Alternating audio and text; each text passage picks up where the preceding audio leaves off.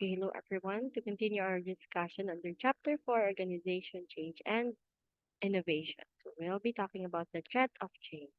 So how do we manage employee fear and resistance, given that change is constant, always kita need mag-change, probably wala pa nagdahom at the same time nagdahom pud ta. So what will we do? Because there is high possibility that employee tends to be fearful and tends to resist with the change. Kaya probably di sila ganahan sa bago nga change nga mahita po. We have the degree to which employees fear change, from least threatening to most threatening. So the first one we have least threatening. So this is adaptive change. So adaptive change is the reintroduction of familiar practice. So the implementation of a kind of change that has already been experienced within the same organization. So this form of change is lowest in complexity, cost, and uncertainty because it is familiar. It is the least threatening to employees and thus will create the least resistance. So this type of change is mura na kag nagbalik sa imong old nga activities. Say for example, moingon ko sa inyo nga, okay, um, kuan ta, mag-quiz ta. Itong quiz is identification 1 to 20. Okay, di ba? Identification 1 to 20.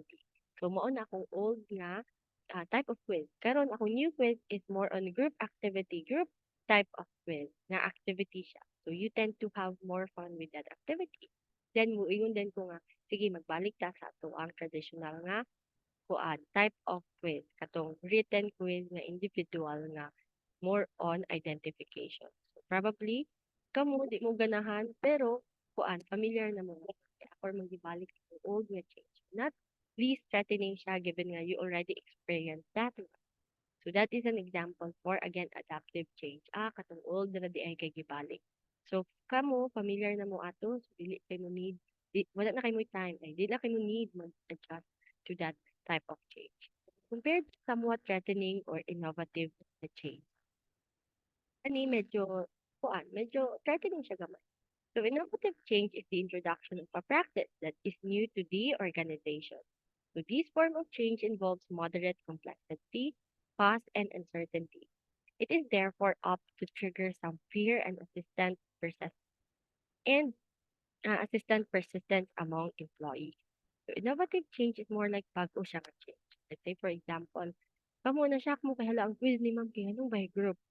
Anong need ay mi mag-cooperate with amo ang groupmate. So kamo nga naanad og individual nga quiz nga written lang yun, pure written. Nabaguhan siguro mo hala, need ko mag-adjust, need ay ko makipag-socialize ako kauban. So basin it may trigger some of you like hala, di mo ko ganahan og kuan. Uy, group activity kay na ko experience ani sa una. Basin di ay matryduran ko sa akong mga kauban, di sila mag-help sa akin. Mo dito ako ang trauma sa una na ako'y mga kauban nga dili mo tabang og trabaho. Ang nahitabo gamay na noon score. So that is an example for innovative change. More on a new practice to you. Hala, bago lagay ni nga quiz. Ganong by group. Ganong ing-ani. So you tend to, again, medyo lisod siya, medyo di pa kayo mo kabalo, but still you are willing to change lang yapon or to do that change. Given nga, dili po kayo siya super lisod, dili po super. So next would be very threatening. So radically innovative change. This one is very threatening to the point nga hala, nahadlok ka. Ano kaya? Because it involves introducing a practice that is new to the industry. Because it is the most complex, costly, and entered, then it will be felt as extremely threatening to managers. Managers' confidence in employees' job security and may will tear the fabric of the organization. Okay, in a minute. Okay, so this is more like how a manager is tend to be threatened. Like let's say for example, radically innovative change. So let's say for example, si company kay nag-kuan sila panlesen sila mga employee due to the pandemic, probably na bankrupt or mag-close down si company. Kaya murag padulungin na bankrupt si company sa tagak nga mag-kuan siya mag-lay off og employee. So with that, managers probably feel nga okay hala, there is a certain change sa company, pabankrupt na di ay. What will you do? Probably Si company kay magkuan siya og mga employee kana mag-lay off. So si manager, si mga employees kay nakulbaan. Kulbaan sila sa ilang safety, security sa ilang trabaho. To the point nga hala, what will I do if that might happen? So they find it very threatening personally sa ilaha nga change. So that is how, okay, as to what degree does employees fear change? Could be dili kayo sila mahadlok, medyo mahadlok, or very mahadlok because it might affect them personally.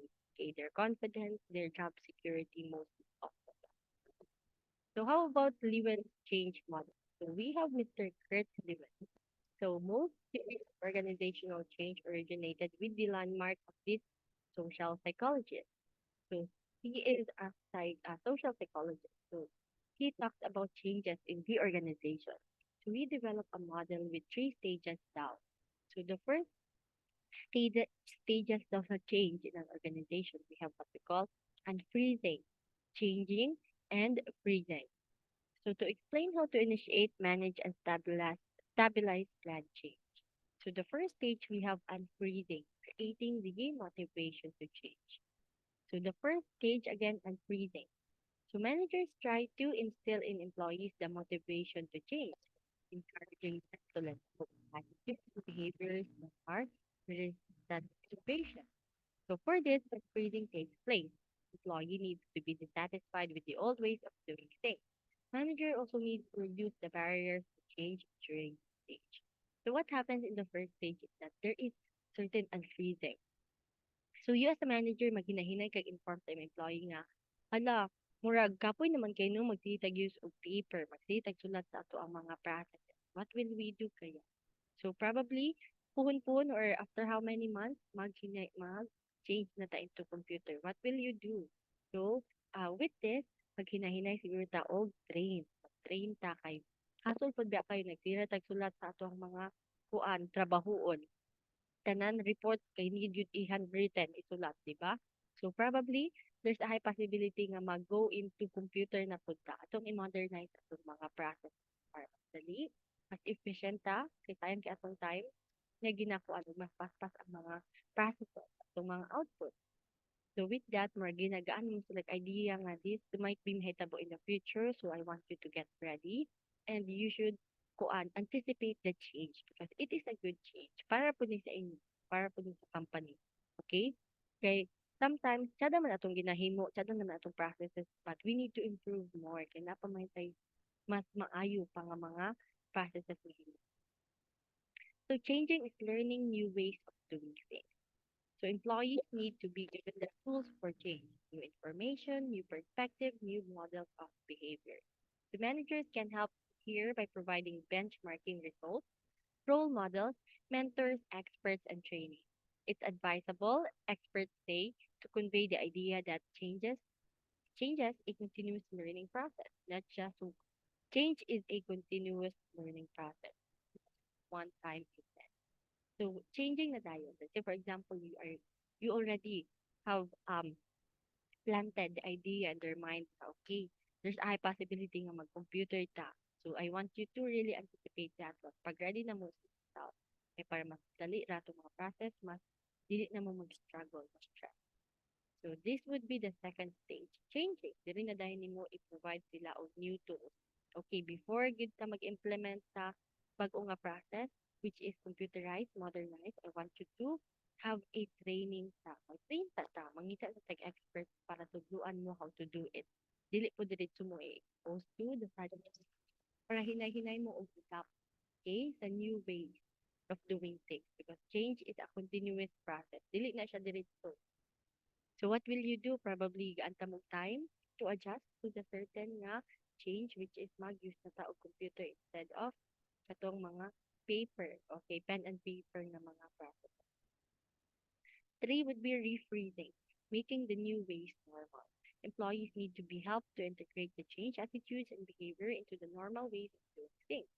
Managers can assist by encouraging employees to exhibit new change and then through additional coaching and modeling by reinforcing the employees in it in the desired change. So we have The third one, after daw making the new way normal, to refreeze it. So, ganina nag-unfreeze ta. Let's say, for example, nag-unfreeze ka guys. Kay need nimo adan di ay og flavor si water. Let's say nag-add na kag flavoring, so that is the change. Next would be the refreezing. Imo na po siyang ibalik sa ref para ma-solidify ang bagong change. Para everyone can adapt the change. So this is where implementation begins. And this is where, again, gina-establish na gyud ninyo ang new process. Wala na ninyo ang old way. So we have what we call benchmarking. So it is a process by which a company compares its performance with that of high-performing organization. So this time, this is where you'll be comparing your performance. Hala, sada gyud ay atong bag-o nga gihimo nga process kay based ato ang pag-compare. Okay, i-compare na to siya sa isang nga company sa atong competitor. So i-compare na to siya sa competitor nga kuan nga performance. Same tag old performance sa una. What will you do? Hala, mas productive ka sa ilaha compared ay mas productive ka sa ilaha karon compared sa una because this is what we call benchmarking. Again, you compare your performance with other organizations based on the new change that you set so that you'll know nga it has a positive or negative effect. So we also have got 8 steps for leading organizational change. So John Cotter, so he believes that to be successful, organizational change needs to follow 8 steps. To avoid the 8 common errors, senior managers usually commit. Okay, senior managers usually commit. The usual na mga things nga gakahitabo when it comes to change. So steps to leading organizational change. So we have 8 here. So first, establish a certain sense of urgency. Next is create the guiding coalition, develop a vision and strategy, communicate the change vision, empower broad-based action, generate short-term wins, or consolidate gains and produce more change and anchor new approaches in the culture. So what are these steps? So the first one, you need to establish a sense of urgency to unfreeze the organization by creating a compelling reason why change is needed. So you need to emphasize, need yun siya mag-change, kaya kailangan na yun siya. Na yun siya titipad day. Need na yun siya para kuan ta makapas sa current nga market competition ay sa market itself before ta mabankrupt or magkalose. So create the guiding coalition. Create a cross-functional, cross-level group of people with enough power to lead the change. So if possible, find people to really promote this one. So talk to your mga managers, supervisors nga dapat kamo mo support mo ani nga initiative para tanan pod kay mo follow sa inyo. Because most of the time, usarang ginaset ni leader mo follow ra pod ang followers. So create the guiding coalition. Create this group of team in which they will lead the change itself. To develop a vision and strategy. So create a vision in a strategic plan. You need to set a vision and strategy para clear ang inyong path na gina-follow.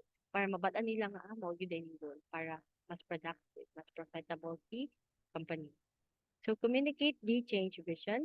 Create and implement a communication strategy that consistently communicates the new and strategic plan. If possible, create these changes accordingly to all of your subordinates, to everyone in the company. Para, again, makabalo sila sa strategy, kabalo sila sa ilahang timuon. Fifth would be empower broad-based action to eliminate barriers to change and use target elements to change to transform the organization. Encourage risk-taking and create creative problem solving. So if possible, try to, okay, empower people to, let's say, for example, na this is a suggestion nga mas better. So try to consider that one. Try to encourage them to do risk-taking nga kuan gyud ni kanang worth it gyud ni nga tuang ginahimo nga change. So hopefully inyo ning ma-realize, appreciate po. And also try to help us with the change. If nakay paminaw nga murag dili effective, try to communicate with us para mag-adjust with me sa inyo. Next, generate short-term wins, plan and create short-term wins or improvement. Recognize people who contribute to the wins. Wins. So if possible, create short-term, appreciate, recognize those people na really tries to help the organization promote and encourage the certain change, especially those people who have suggestions to make these processes much better. Seven would be consolidate gains and produce more change. So the guiding coalition uses credibility from short-term wins to create more change additional to create more change. Additional people are brought into the change process to change cascades throughout the organization. Attempts are made to reinvite the change process. So if possible, um, consolidate gains, produce more change if possible, add more people to your organization, add more people to the coalition group para mas credible, mas daghan good og mo kuan pod mo appreciate daghan pod ang mo follow sa inyo.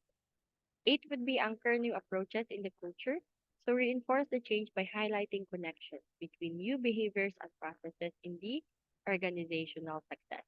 Develop methods to ensure leadership development and succession. So if possible, again, change should be positive. It should be interconnected with one another. And para mas ma-satisfy ang everyone, you need to anchor these to the organizational culture that you have. So those are the 8 steps ni Mr. Potter. So from Mr. Dewen, change model from unfreezing, changing, and refreezing.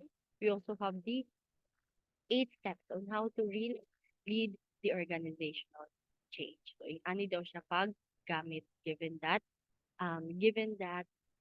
you have to follow these steps para college, make sure nga ma-implement yun og tarong ang change nga inyong gusto. So we have step 1 to 4. So these actually represent unfreezing. So establishing a sense of urgency, creating the guiding coalition, develop a vision and strategy, and communicate with change behavior. So step 1 to 4 is actually unfreezing, while step 5 to 7 represents the change, that changing stage in which these are katong mga action, mga kana bitawng actual na nga mga activity to help the people really adapt to the change that you want. Well, for step 8, corresponding to your reading. So you need to anchor new approaches. Try to establish these approaches para mas kuan din, solidify ang imong new change process. So these are Potter's 8 steps for leading organization. Connected na siya sa kay Mr. Lewin. Okay? So next will be i-continue kay medyo gamay na lang siya para mahuman ako ani nga lecture. So organizational development na din. So what is organizational development? So we have what we call OD. So it is a set of techniques for implementing plan change to make people and organizations more effective. So a plan or techniques nga need mo i-implement para na ay effectiveness ang imong company. So organizational development. How about a change agent? So it is a consultant with a background in behavioral sciences who can be a catalyst in helping organizations deal with old problems in two ways. So it could be an expert, a consultant when it comes to changes in behavior, implementing kana bitang things nga mas ma-make o betterment, okay, betterment sa mga organization. So, anong need man ta og change agent? Ganun man need man ta og third person, okay, to help our organization develop well. So these are people nga expert in this field of area. I mean this yeah, field of expertise or area of expertise. So OD can be used to address the following: so managing conflict, revitalizing organization information technology, revitalizing organization's information technology that is tracking and adapting to mergers. So what are these things? So more on conflict, the technology, information technology nga inyong ginagamit, and to merging in the company. So organizational development has these following directors. It aims for fundamental change as opposed to fixing a problem or improving a procedure. So the emphasis is on changing an organization's culture, which of course involves people. So why do we need organizational development? So for fundamental change, so that people, the culture, the organization, yung mga processes will develop more to fix more problems, okay, if possible, to make to fix more problems and to make the company more efficient, much effective compared to the previous na mga processes. So OD is process oriented, not content oriented. So to coach the two parties, it is better to communicate. OD consultants concentrate on such matters as conflict handling, trust, problem solving, power sharing, decision making, and development. So it is process oriented. More on training mga ginamini organizational development. You need to hire trainers para mas effective ang inyong mga people, especially regarding how to manage conflicts, away sa company, how to help trust, team building, decision making, and so on and so forth. So OD is value loaded. OD consultants prefer cooperation over conflict, self-control over institutional control, and participative management over autocratic management. OD carries certain values or biases rooted in humanistic psychology. So it is value loaded. There is organizational development, again, if you want to promote values in your company, such as cooperation, participation, and self-control, okay, in the company. More on humanistic behavioral na approach, the organizational development. So these are just some of its characters. So how about the process? So how do we do OD? The first one is we need to do diagnosis. What is diagnosis? We need to answer this question. What is the problem they identify? So some combination of questionnaires, surveys, interviews, meetings, records, and direct observation to ascertain people's attitudes and to identify problem areas. So first one, you need to do a diagnosis. So i-check sa nimo ang imuhang organization. Unsay problem? Hatag kag survey, mga questionnaire o mag-interview ka og people. Okay. Are you satisfied with your trabaho? Manong dili mo ka satisfied? Ay tungod sa sweldo. What will you do? So next would be step 2, intervention. Intervention. What shall we do about it? Given nga di na sila satisfied sa ilang trabaho kay gamay og sweldo. So there should be treatment or intervention. It is the attempt to correct the diagnosed problem. Probably, ang himhimon nga hala, gamay daw silang sweldo. What will you do? Pangita kang way nga mapadakan silang sweldo or paghatag kag mga daghan nga kuan um daghan nga incentives rather, sorry, I forgot. Daghan nga incentives sa ila, compensation sa ila. So probably kay gamay man sila sweldo, bawiin ako silang bayad silang OT, sa ilang mga bonus, sa ilang mga compensation. Or ako, taasan ilang rate. So third would be evaluation. How well was the intervention work? So effective ba itong intervention? Akong gitaasan ilang rate? So OD program needs objective evaluation to see if it has done any good. The change agent can use questionnaire, survey, interviews, and the like to assess change in employee attitude. So after that, you need to evaluate effective ba ito nga uh, program or nga initiative akong gihimo. Pag-check mo sa evaluation, hala, satisfied na daw sila based on the survey. Okay. So that means effective di ay siya. Positive ang ilang response with that treatment or intervention. So that is the process of OD. You need to diagnose, you need to do survey, you need to act, you need to do intervention, and evaluate if it is effective. So some OD activities for implementing change. So you need to do survey feedback, process consultation, team building, intergroup development, and techno-structural activities. So these things give you, will help you implement those changes. Most of the time, oning imong himuon, mahitabo sa imong company, pero again, there is organization development. How about promoting innovation within the organization? So we have some types of innovation. So what are these innovation kaya nga nita to promote? So we have product versus process innovation. So we have at least two types, whether mag-innovate ka sa product or sa process. For product innovation, it is a change in the appearance or the performance of a product or in a or a service in the creation of a new one. So product innovation means imong i-enhance imong product. Probably imong pagpapahon, patsadahon, pabonggahon ang imong product. Imuhang services, mas ipa-tsada pa yun nimo siya. There is innovation. At first, well, for process innovation, it is more like a change in the way a product or service is conceived, manufactured, or disseminated.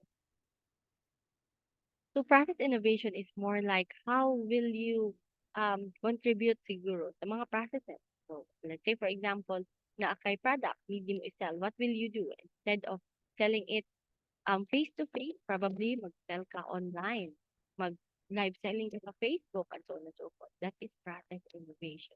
Change ka sa process itself, not just the product, but the whole process style on how to market, how to sell, how to manufacture, how to deliver your product.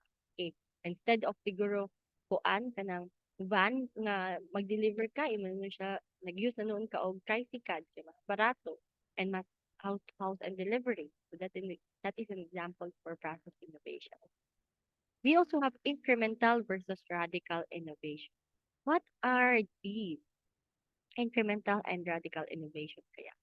For incremental innovation, the creation of products, services, or technologies that modify existing.